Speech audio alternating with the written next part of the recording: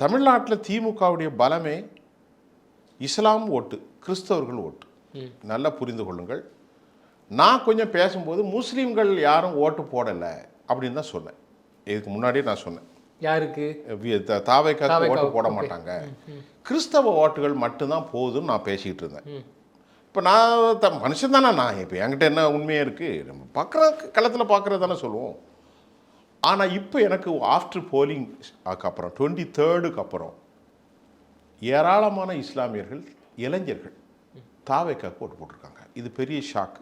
நல்லா கவனிச்சுக்கிடுங்க. டிஎம்கேக்கு உங்களுக்கும் ஷாக்கு இல்லை, எனக்கும் ஷாக்கு இல்லை, உலகத்துக்கும் ஷாக்கு இல்லை. நல்ல செய்தி தான். இப்போ இதில் நான் முக்கியமாக சொல்கிறது, ஒரு திராவிட முன்னேற்ற கழகத்தினுடைய ஸ்போக்ஸ் பர்சனாக டெலிவிஷனில் வருவார். அவருடைய மனைவி 52 வயது இஸ்லாமிய பெண். அந்த அம்மா தாவேக்காவுக்கு ஓட்டு போட்டிருக்காங்க. எந்த ஊரில்? சிவகங்கையில். அப்புறம் அவருடைய பையன் சொன்னால், நான் அண்ணா திமுகவுக்கு தான் போட்டேன், எங்கள் ஊரில் ஏராளமான என்னுடைய ஃப்ரெண்ட்ஸ் முஸ்லீம் நண்பர்கள் எல்லாருமே தாவேக்காவுக்கு ஓட்டு போட்டிருக்காங்க. காயல்பட்டத்தில் தாவேக்காவுக்கு ஓட்டு போட்டிருக்காங்க. 22,000 முஸ்லீம் ஓட்டு. அனிதா ராதாகிருஷ்ணனுக்கு ஓட்டு உள்ள. அவங்க மேலே பயங்கரமான அதிருப்தி திமுகவில். பயங்கரமான அதிருப்தி. அங்கே சில வெளியே போயான்ட்டாங்களாம்.